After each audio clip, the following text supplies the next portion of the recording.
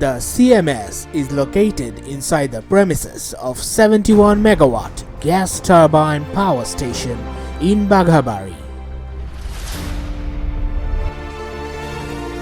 When GTCL planned to transmit gas over the Bangabandhu Bridge, it was decided to bring gas at Baghabari to run the 71 megawatt power plant.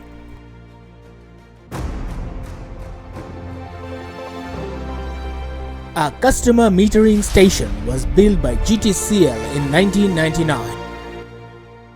Engineering Networks Limited installed and tested the instrumentation of the station as a subcontractor of Messrs. T&T SBA Italy.